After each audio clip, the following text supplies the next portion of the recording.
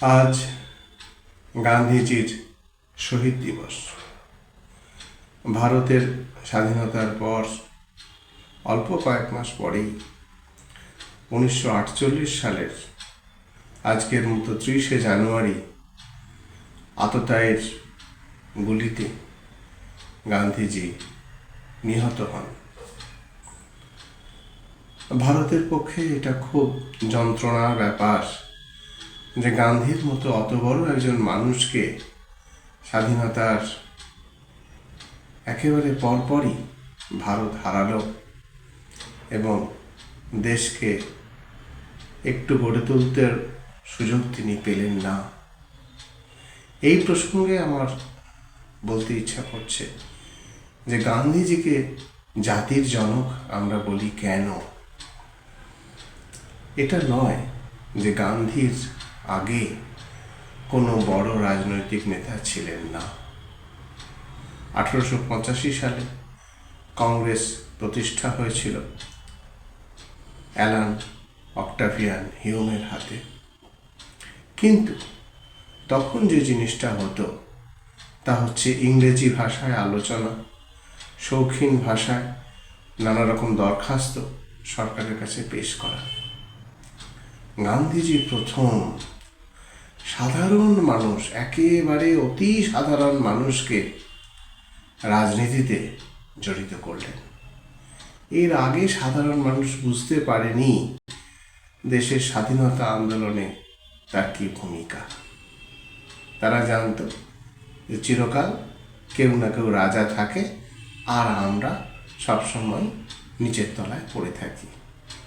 অনেক পরে একজন কবি এরকম লিখবেন, রাজা আসে যায়, লাল জামা গায়ে নীল জামা গায়ে, দিন বদলায় না, এরকম একটা কথা অনেক পরে বীরেন্দ্র চট্টোপাধ্যায় নামে একজন বাম মনস্ক কবি লিখেছেন। কিন্তু গান্ধীজি প্রথম একেবারে সাধারণ মানুষকে, একেবারে অজগ্রামের মানুষকে রাজনৈতিক আন্দোলনে নামিয়ে দিলেন এবং স্বাধীনতার ব্যাপারটাকে তারা চোখের সামনে দেখতে পেল।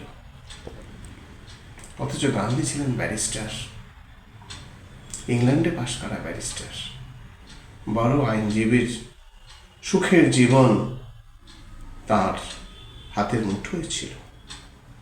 তিনি দক্ষিণ আফ্রিকায় প্র্যাকটিস করছিলেন। সেখানে একদিন কোর্টে যাচ্ছেন,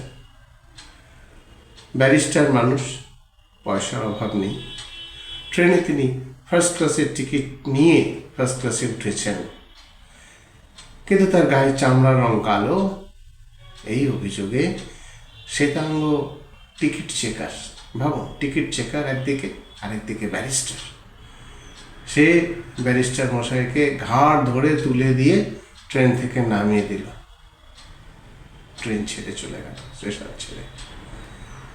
যাওয়া হলো না কোর্টে। এইটা দেখে গান্ধীজি বুঝতে পারলেন যে শ্বেতাঙ্গদের হাতে সাধারণ মানুষের কি দুরবস্থা। তিনি চিন্তা করলেন যে কিভাবে এর প্রতিকার হতে পারে। সত্যাগ্রহ, অহিংস অসহযোগ, এইগুলো তিনি চিন্তার মধ্যে আনলেন। কেননা গায়ের জোরে কখনো সাধারণ গরিব মানুষ শাসকের বিরুদ্ধে কিছু করে উঠতে পারে না। এর আগে আমরা কি দেখেছি? ফরাসি বিপ্লবে সম্রাট ষোড়শ লুইকে গিলোটিনে মুণ্ডচ্ছেদ করা হয়েছিল। মুণ্ডচ্ছেদ করা হয়েছিল তার রানী, তার পত্নী মারি আন্তোয়ানেতেরও। কিন্তু সেই ফরাসি বিপ্লব কয়েক বছরের মধ্যেই বিকৃত হয়ে গেল এবং ফরাসি বিপ্লবের যারা পথিকৃৎ, দাঁতো, ম্যাক্সিমিলিয়ান রোবস্পিয়ার, এদের পর্যন্ত গিলোটিনে মাথা গেল। 10টা বছর পর ফরাসি বিপ্লবের আর কিছু রইল না। নেপোলিয়ান বোনাপার্টি তিনি আবার সম্রাট হয়ে বসলেন। এই যে ব্যাপারটা, অথবা সোভিয়েত রাশিয়ার কথা ভাবুন, সেখানেও জারকে উচ্ছেদ করা হয়েছিল বলপ্রয়োগের পথে। তারপর কি হলো? লেনিনকে একটি মেয়ে গুলি করল, আর সেই গুলি থেকে এত কষ্ট পেয়েছিলেন লেনিন, সবটা অপারেট করে বের করা যায়নি। এত যন্ত্রণা পেতেন লেনিন, তিনি প্রায় কর্মক্ষমতা হারিয়ে ফেলেছিলেন। মাঝে মাঝে আত্মহত্যা করার কথা ভাবতেন। এবং লেনিনের পর লেনিনের অপছন্দের শাসকের হাতে, স্বৈরাচারী শাসকের হাতে চলে গেল সোভিয়েত রাশিয়া। এবং সোভিয়েত রাশিয়া সারা বিশ্ব জুড়ে যা করে বেড়ালো তা লজ্জার। পূর্ব ইউরোপের দেশে দেশে, যুগোস্লাভিয়া, রোমানিয়া, বুলগেরিয়া, পূর্ব জার্মানি, হাঙ্গেরি, চেকোস্লোভাকিয়া, এই সমস্ত দেশে দেশে, পোল্যান্ড, এ সমস্ত দেশে দেশে পুতুল সরকার বসিয়ে দিল এবং সেখানে গণতন্ত্রের কণ্ঠরোধ হলো। সোভিয়েত রাশিয়াতেও পার্জ হলো। বড় বড় কমিউনিস্ট নেতাকে পর্যন্ত শেষ করে দিয়েছিলেন স্টালিন। Soviet Russia টেকেনি। আজ 30 বছরের বেশি হয়ে গেল সোভিয়েত রাশিয়া টুকরো টুকরো হয়ে গেছে, সেখানে কমিউনিস্ট শাসন কিন্তু আর ফেরেনি। সুতরাং বলপ্রয়োগ করে শক্তি দেখানোর পথে শান্তি আসে না। আমাদের দেশে গান্ধীজি যে পথটা দেখিয়েছিলেন তা ভিন্ন, অন্য ধরনের রাজনীতিও ছিল।